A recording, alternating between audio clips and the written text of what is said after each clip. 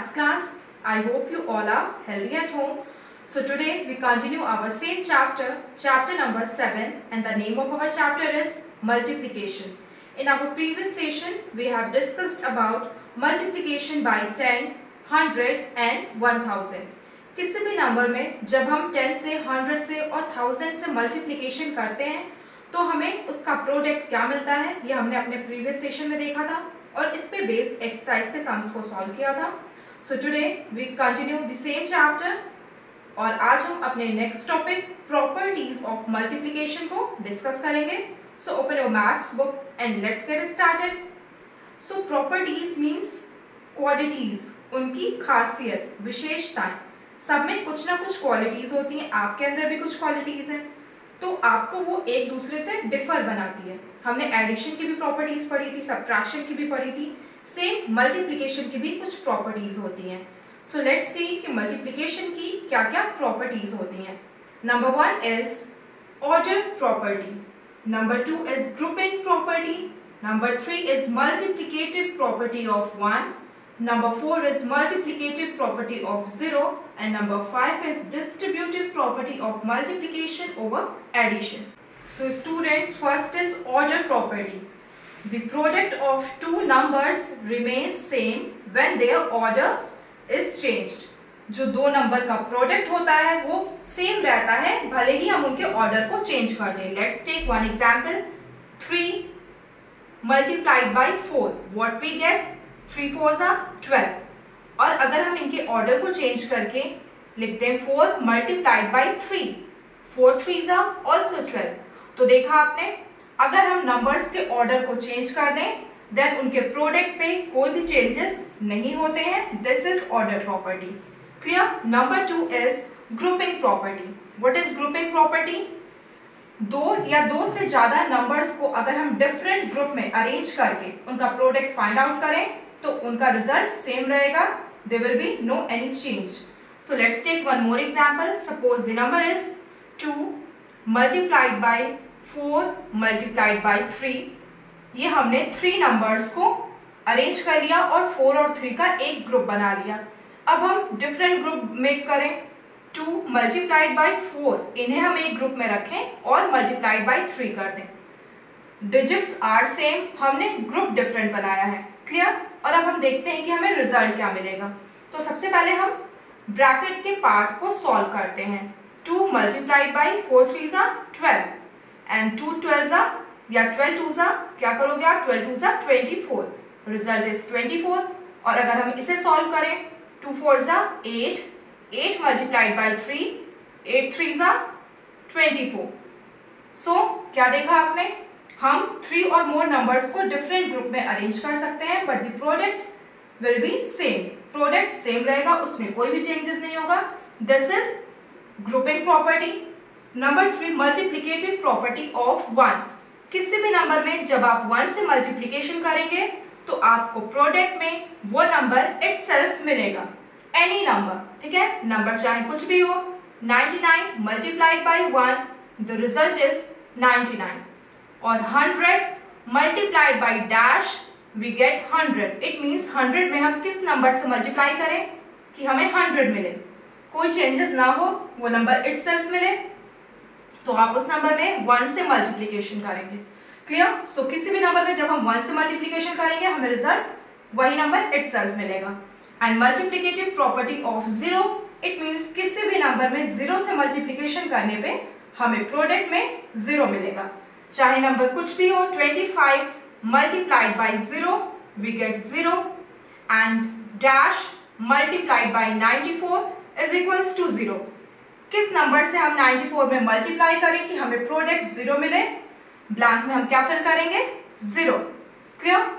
Now last one is distributive property of multiplication over addition. Let's take one example. So students, ये property हमें क्या बताती है? अगर हम किसी सम को किसी भी नंबर से मल्टीप्लाई करें तो उसका रिजल्ट सेम होगा. किसके सेम होगा? अगर हम एडेंड्स को उसी नंबर से अलग अलग मल्टीप्लाई करके ऐड करें. ठीक है. So let's take one example. 3 + 2 जो हमें रिजल्ट मिलेगा वो सम होगा. अगर हम इस सम को 5 से मल्टीप्लाई कर दें तो हमें रिजल्ट जो मिलेगा वो सेम होगा. किसके सेम होगा?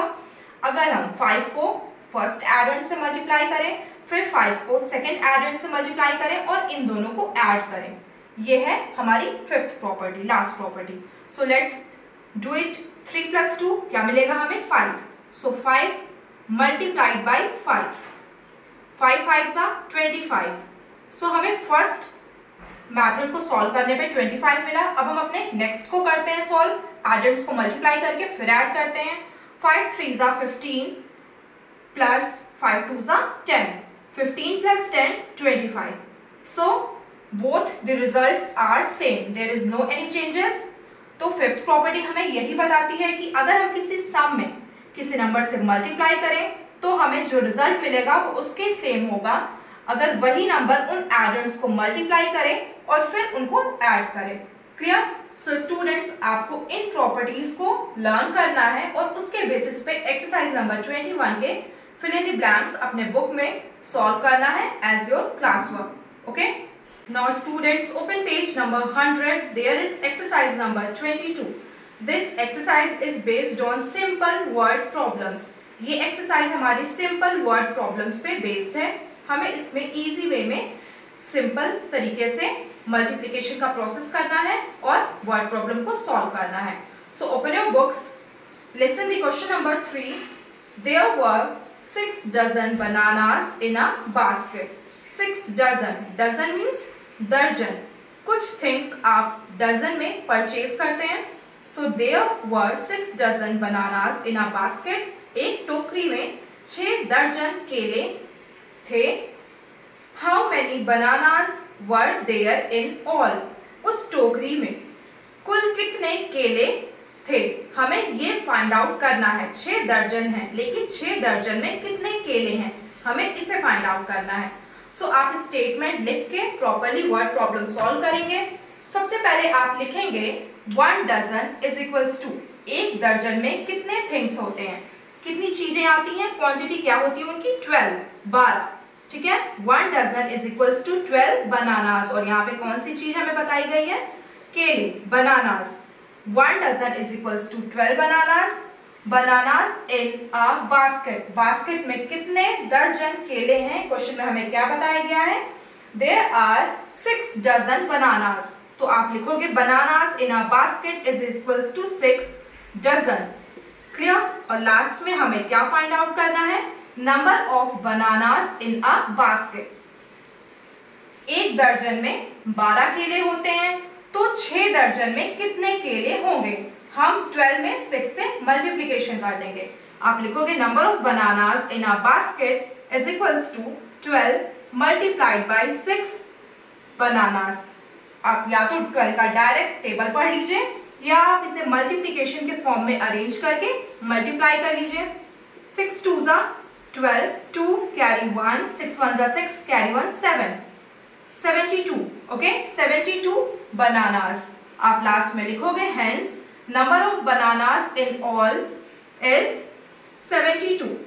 उस बास्केट में 72 बनानास हैं। Okay, like this way, simple way से हमने इसे सॉल्व कर लिया। इस तरीके से आप इस एक्सरसाइज के सम्स को solve. So students, it's time for your class work and homework. Your today's class work is do exercise 21 in maths book only. जो हमने मल्टीप्लिकेशन की प्रॉपर्टीज डिस्कस की है, आप उसे लर्न करेंगे, पढ़ेंगे और ध्यान से उन प्रॉपर्टीज को पढ़ने के बाद आप अपने बुक में फिल इन द ब्लैंक्स को सॉल्व करेंगे, date and class work mention करके neat and clean. And your homework is solve question number 1 and question number 4 of exercise 22 in homework copy. हमने जो सिंपल वर्ड प्रॉब्लम्स सॉल्व किए, उसी exercise के आप question number 1 और question number 4 को 2 questions दिया है मैंने। आप इन दोनों क्वेश्चन को अपने होमवर्क कॉपी में स्टेटमेंट लिख के प्रॉपर्ली सॉल्व करेंगे, because this is a word problem. Word problem में स्टेटमेंट लिखना is compulsory. Okay students, so our next session we will continue the same exercise. That's all for today. Thank you.